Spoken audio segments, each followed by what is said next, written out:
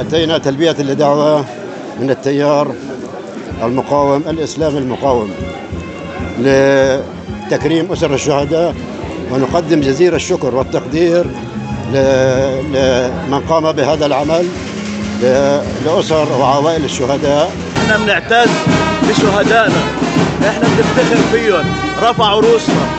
احنا شبابنا ما كانوا قاعدين بين الزواريب، احنا شبابنا كانوا عم بيجاهدوا على الخطوط الاماميه، والله سبحانه وتعالى يتقبلهم شهداء ويكونوا شفعاء لنا يوم القيامه. التيار الاسلامي المقاوم في لبنان اشكرهم فردا فردا، اني الحمد لله اني قدروا هالشهداء وقدرونا معاهن، عشان هيك افتخرنا فيهن وجينا، واني لبونا اني دعونا واحنا لبينا دعوتهن الحمد لله.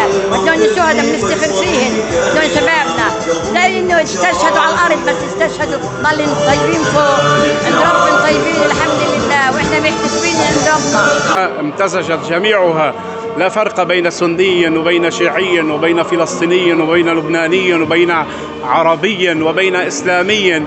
نحن هذه الدماء أثبتت أن هذه قضية مركزية ولن نتخلى عن فلسطين. وبهذه المناسبة نشكر أصحاب الفكرة التيار الإسلامي المقاوم الذين دعوا إلى هذه الاحتفالية، احتفالية الشهداء على طريق القدس. ومن هنا نعاهد شهداءنا أن سنبقى إن شاء الله على هذا الطريق، لن نحيد عن هذه الطريق. اليوم نحتفل لنكرم الشهداء الذين ارتقوا على طريق القدس في طرابلس والشمال تحديدا، والبالغ عددهم 27 شهيد واثنين مفقودي الأثر. هؤلاء الشهداء موزعين على الشعب اللبناني والفلسطيني وحتى السوري، وموزعين أيضا مذهبيا على السنة والشيعة، كما أنهم موزعين على 6 فصائل لبنانية وفلسطينية وطنية وإسلامية.